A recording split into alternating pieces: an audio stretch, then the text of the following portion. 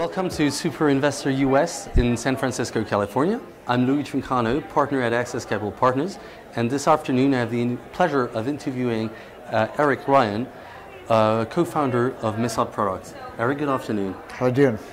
Very good. So Eric, you went to, so Messot Products is a company that basically does cleaning products and manages to make cleaning products glamorous. You started as a startup and went through the usual paths of raising capital to your family, your friends, and a family office. And by the time you proved the concept, you then reached an institutional scale that you could go out and raise capital from private equity. But why choose to raise capital from private equity? Yeah, so we had a very successful business on our hand. We were seeing tremendous growth. And these are really, really competitive categories. I mean, we're not only going up against some of the largest multinationals, we're going up against the original multinationals in the form of Procter & Gamble and Unilever.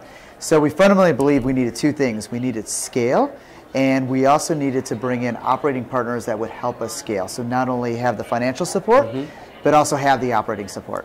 And how does this work? You know, very creative guys, and on the one hand, and then private equity guys bringing the processes and all the usual stuff you see in functioning companies.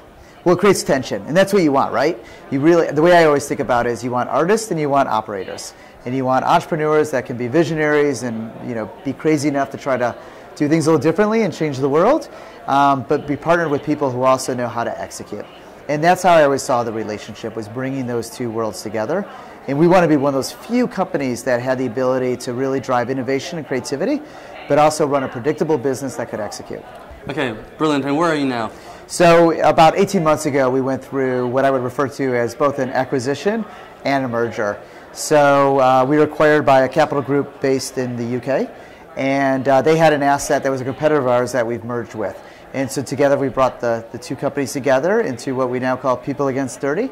And we're just continuing our journey, scaling, and they were able to bring kind of some new operating skills as well as capital to the table. So the company continues to be experiencing great momentum. We're building our first plant in North America, which when it opens later this year, will be the most sustainable manufacturing facility in North America. And we're just continuing to innovate and operate. So brilliant, all through the food chain, the idea, the startup, then the capital, the development, and now a good trade story to go forward.